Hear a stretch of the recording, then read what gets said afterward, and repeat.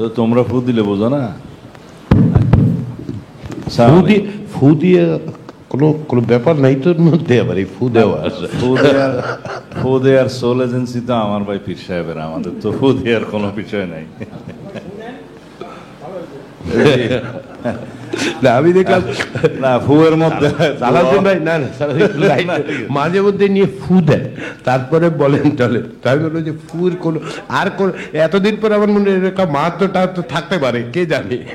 না না, আমার ভাই পীর সাহেবকে বলছি ফু নেওয়ার জন্য আমি কালকে আরেক পীর সাহেবের কাছে গেছিলাম।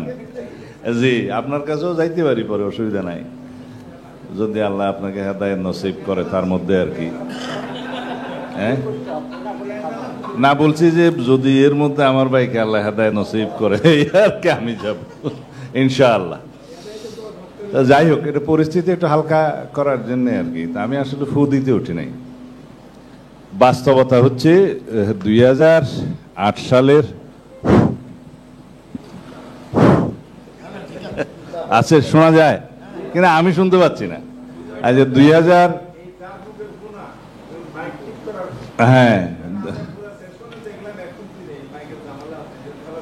না, আমি ওই যে ফুটা তাহার ভাইকে দিতে বলছিলাম, উনি রাজি হয় নাই।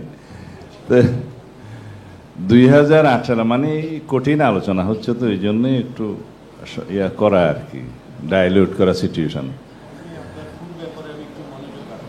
জি, 2008 সালে সর্বশেষ নির্বাচন, যেহেতু 2014 সালের এই নির্বাচনগুলোকে আমরা স্বীকার করি না, 18 করি না, 2024 করি না, 2008 সালে বলি।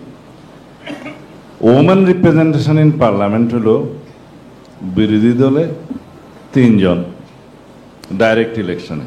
আমি পরে যে রিজার্ভ সিটে আসছে তাদের কথা বলছি না।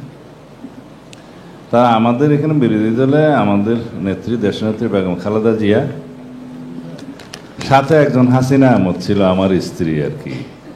আমাদেরও একটা হাসিনা থাকার কারণে কিছু বিপদ হয়েছে মাঝে মধ্যে।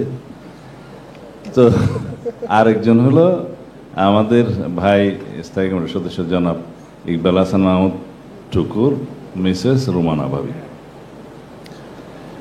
পজিশনে আওয়ামী লীগের এখানেও 3 জনের বেশি আমি চোখে দেখি না। একজন হচ্ছে তৎকালীন প্রধানমন্ত্রী, তারপরে উপনেতা সাজদা চৌধুরী এবং মতিয়া চৌধুরী, হ্যাঁ আরেকজন আসে, 4 জন।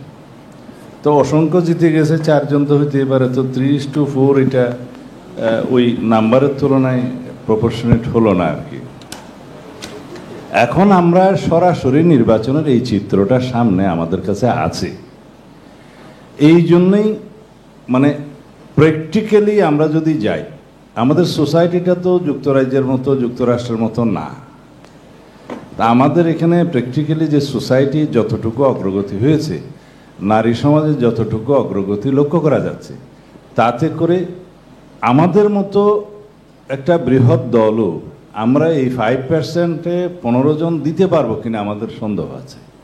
কিন্তু আমরা ইনিশিয়েট করতে যাচ্ছি নারী সমাজের অগ্রগতির জন্য, এবং সরাসরি নির্বাচনের মাধ্যমে নারীরা যাতে গ্র্যাজুয়ালি একটা পর্যায়ে উন্নীত হয় যে যখন আর রিজার্ভ সিটের প্রয়োজন হবে না।